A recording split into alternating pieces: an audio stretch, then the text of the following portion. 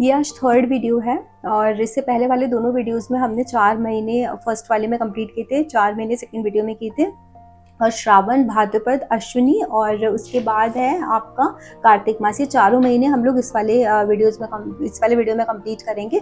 और नारद पुराण में ये जो रेमेडी मैं बता रही हूँ या फिर जो व्रत की विधि बता रही हूँ मतलब जो इजी वे में, वो नारद पुराण से ली हुई है। और ये यहाँ पर लिखा हुआ है, अगर आप देखना भी चाहोगे ना, किसी के पास गीता प्रेस का ये नारद पुराण है तो उसमें पेज नंबर 88, 89, 90 पेज, 90 भी नहीं आप ये स्टार्ट हो रहा है 87 पेज नंबर से। मार्गशीर्ष मास से लेकर कार्तिक मास पर्यंत उद्यापन सहित शुक्ल पक्ष के द्वादशी व्रत का वर्णन ये लिखा हुआ है। तो ये आप खुद जो लोग पुराण पढ़ने में जिनको बहुत इंटरेस्ट है, जो लोग पढ़ना चाहते हैं, अपने सनातन धर्म के बारे में जानना चाहते हैं, अब इसमें ये भी बताया गया है कि हम लोग जो सनातन धर्म बोलते हैं ना, हमको ये नहीं पता है कि ये शब्द किधर से आया। हमको मतलब इन द सेंस बहुत सारे लोगों को नहीं पता है, काफ़ी लोगों को पता होगा। तो इसमें बताया है कि ब्रह्मा जी के जो पुत्र थे उनमें से उनके एक पुत्र का नाम सनातन था, जिन्होंने इस धर्म का प्रचार किया, क्योंकि वो ब्राह्मण थे और धर्म का प्रचार कर रहे थे। तो उनके ही नाम पर ये सनातन पड़ा है। तो आपको इस तरह के ना बहुत सारे इंटरेस्टिंग फैक्ट्स पता चलेंगे। तो अभी हम लोग बात करते हैं श्रावण ये है ना मंथ, इसमें श्रावण मास में इन्होंने जो मंत्र दिया है वो मंत्र दिया है नमस्तेस्तु श्रीधराय। इस मंत्र से 108 बार आहुति देनी है हवन में। और जो आप हवन सामग्री बनाओगे वो दही में घी मिक्स करके बनाओगे और 108 बार इसकी आहुति दोगे।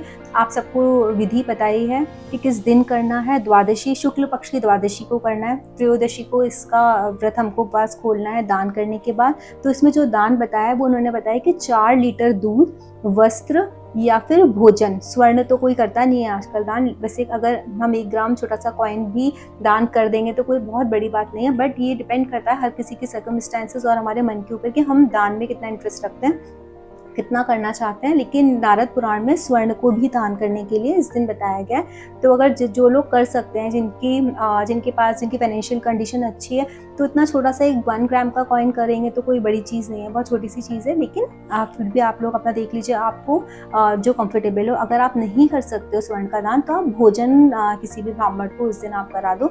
तो आपको और दक्षिणा तो आपको देनी है, वो तो फिक्स्ड है क्योंकि कभी भी हम किसी को कोई दान देते हैं, कुछ अन्न का या किसी भी चीज़ का या वस्त्र का, तो उसमें दक्षिणा रखना बहुत ज़रूरी होता है। तो यहाँ पर इन्होंने दान में बताया है कि 4 लीटर दूध, श्रावण में 4 लीटर दूध, वस्त्र और भोजन कराया जा सकता है, या स्वर्ण का भी थोड़ा सा दान किया जा सकता है और साथ में दक्षिणा। तो ये आपका श्रावण मंथ का जो है, श्रावण मास की जो व्रत की विधि है वो बता दिया। नमस्तेस्तु श्रीधराय नाम से आप 108 आहुति दोगे दही में घी मिक्स करके, और उससे आप आहुति दोगे। अब इसके बाद आता है भाद्रपद मास। भाद्रपद में भी मतलब विधि चेंज नहीं होगी, विधि सेम ही रहेगी, सिर्फ मंत्र चेंज होंगे।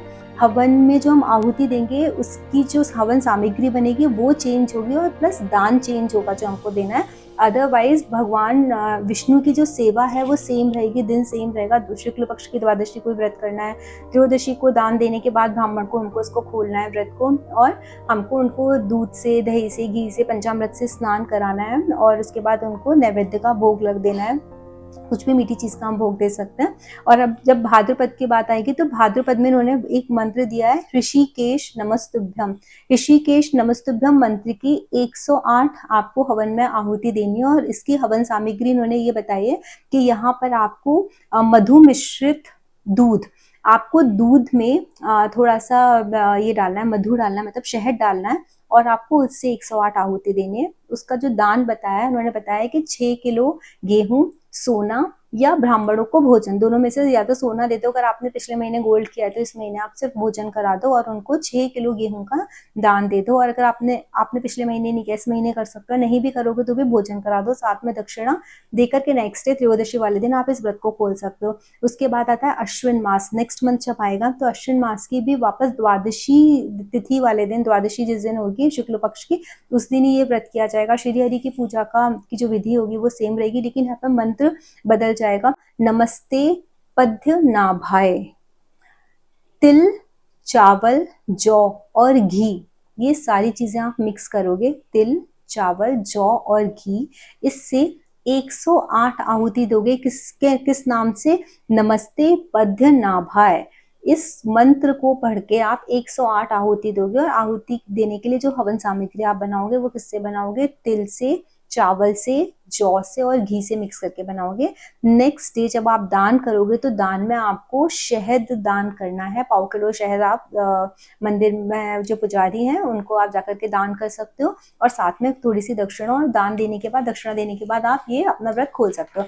उसके बाद इन्होंने बताया कार्तिक मास। कार्तिक मास वाले दिन उन्होंने ये बताया है, जो मंत्र है ओम ओम नमो दामोदराय, ये मंत्र का आपको 108 आहुति देनी है। 108 आहुति देने के लिए जो आपको हवन सामग्री बनानी है उसमें उन्होंने ये बोला है कि कार्तिक मास आखिरी मंथ है।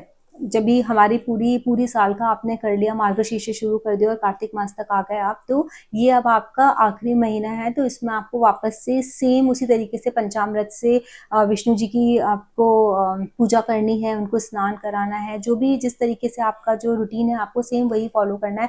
शुक्ल पक्ष की द्वादशी ही होनी चाहिए, और उस टाइम में आपको जो हवन सामग्री चाहिए, घी और मधु दोनों चीजें मिला दें। व्हाइट और ब्लैक कलर के तिल को मिक्स करो, उसमें घी डालो, शहद डालो, वो आपके हवन सामग्री तैयार हो गई। और उसको 108 उससे आहुति दो। और मंत्र इन्होंने बताया ओम नमो दामोदराय। ओम नमो दामोदराय, इस मंत्र से आप उनको 108 आहुति दोगे हवन कुंड में। इस तरीके से आपका व्रत संपन्न होगा। और जब आप नेक्स्ट डे त्रयोदशी वाले दिन जब आप किसी को दान दोगे, तो दान देने के लिए इन्होंने बताया कि किसी भी ब्राह्मण को 5 प्रकार के अनाज मिक्स करके, आपको मिक्स मत करो, अलग अलग रख दो। 5 तरीके के 5 खाद्य पदार्थ देने हैं, 5 तरीके के अलग अलग तरीके के 5 भोज्य पदार्थ खाने वाले। या तो आप 5 अनाज ले लो, या पका हुआ खाना लेके जा रहे हो तो वो भी 5 तरीके का हो। 5 तरीके का भोजन और दक्षिणा किसी आप ब्राह्मण को त्रयोदशी वाले दिन मंदिर में जाकर के आप दान करें, और उसके बाद फिर आप अपना व्रत खोल सकते हैं। तो ये जो मैंने बताया 3 वीडियोस में पूरे साल की आपको त्रयोदशी के द्वादशी के व्रत की विधि बताई है, जो त्रयोदशी वाले दिन आपको आपका संपूर्ण होगा। द्वादशी को आपको पूरे दिन आपको उपवास करना है। और जो हर महीने का एक मंत्र बताया, विशेष सामग्री बताई जो आपको तैयार करनी है, तो वो सामग्री से आप उनको आहुति दोगे हवन में। पर्टिकुलर मंत्र से, हर महीने का मंत्र अलग है और हर महीने का दान भी अलग है, वो दान करोगे। इस तरीके से पूरे साल में आप ये व्रत कंप्लीट कर सकते हो। और वैसे हर इंसान को इस साल में ना, पूरे जीवन में ये व्रत एक बार तो कर ही लेना चाहिए, क्योंकि ये नारद पुराण में लिखा है कि ये मंत्र हमको मुक्ति देता है। ये जो पूजा विधि है ये हमको मुक्ति देती है। ये जो मंत्र है ना, ये सब मुक्ति के रास्ते पे हमको लेके जाते हैं।